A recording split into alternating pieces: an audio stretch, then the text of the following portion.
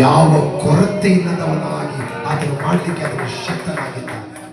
Hallelujah, hallelujah. ನಾವೇನ್ ಮಾಡ್ತೀವಿ ಗೊತ್ತಾ ಪ್ರಿಯ ಮಕ್ಕಳೇ? ನಾವು ಪೂರ್ಣವಾಗಿ ನಂಬುವುದಿಲ್ಲ.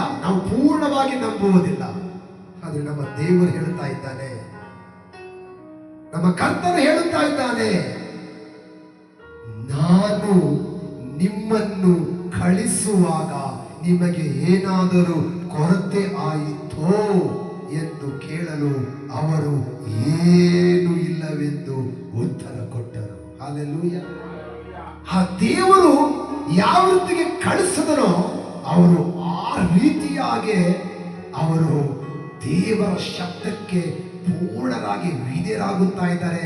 ಯೇಸು ಸ್ವಾಮಿ ಯಾವುದನ್ನು ತೆಗೆದುಕೊಂಡು ಹೋಗಬೇಡ ಅಂತ ಹೇಳುವಾಗ ಅದನ್ನು ತೆಗೆದುಕೊಂಡು ಹೋಗದೆ ಅವರು ಪೂರ್ಣವಾಗಿ ದೇವರ ವಾಕ್ಯದ ಮೇಲೆ, ದೇವರ ಮಾತಿನ ಮೇಲೆ, ದೇವರ ಶಕ್ತಿಯ ಮೇಲೆ, ದೇವರ ಸಾಮರ್ಥ್ಯದ ಮೇಲೆ, ದೇವರ ಫಲದ ಮೇಲೆ, ದೇವರ ನಂಬಿಕೆಯ ಮೇಲೆ ಅವರು ಭರವಸೆ ಇಟ್ಟದ್ದರಿಂದ ಸತ್ಯವೇದ ಹೇಳುತ್ತಾ ಇದೆ, ಅವರಿಗೆ ಯಾವುದು ಕಡಿಮೆ ಆಗಿರಲಿಲ್ಲ,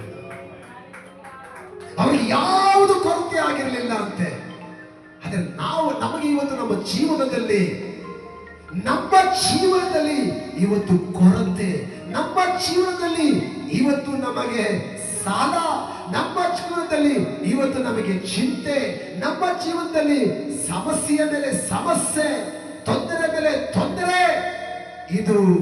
ಈ ತೊಂದರೆ ದೇವರು ಕೊಟ್ಟಿದ್ದಲ್ಲ, ಈ ಸಮಸ್ಯೆ ದೇವರು ಕೊಟ್ಟಿದ್ದಲ್ಲ, ಈ ಕಷ್ಟಗಳು ದೇವರು ಕೊಟ್ಟಿದ್ದಲ್ಲ. ಕೆಲವು ವೇಳೆಯಲ್ಲಿ ನಾವೇನ್ ಮಾಡ್ತೀವಿ ಗೊತ್ತಾ?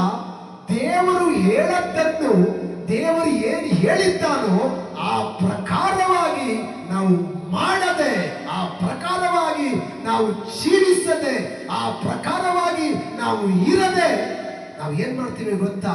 ಆ ರೀತಿ ಇರುವಂತ ಸಮಯದಲ್ಲಿ ನಮ್ಮ ಜೀವನದಲ್ಲಿ ಸೋಲುಗಳು ಬಂದುಬಿಡುತ್ತದೆ, ನಮ್ಮ ಜೀವನಗಳಲ್ಲಿ ಅನುಮಾನಗಳು ಬಂದುಬಿಡ್ತದೆ, ನಮ್ಮ ಜೀವನದಲ್ಲಿ ಕೊರತೆಗಳು ಬಂದುಬಿಡ್ತದೆ, ನಮ್ಮ ಜೀವನದಲ್ಲಿ ಅಸಮಾಧಾನಗಳು ಬಂದುಬಿಡ್ತದೆ, ನಮ್ಮ ಜೀವನದಲ್ಲಿ ವಿಘ್ನವಾದಂತಹ ಕಾರ್ಯಗಳು ನಮ್ಮ ಜೀವನದಲ್ಲಿ ಬಂದುಬಿಡುವುದಕ್ಕೆ ಸಾಧ್ಯ.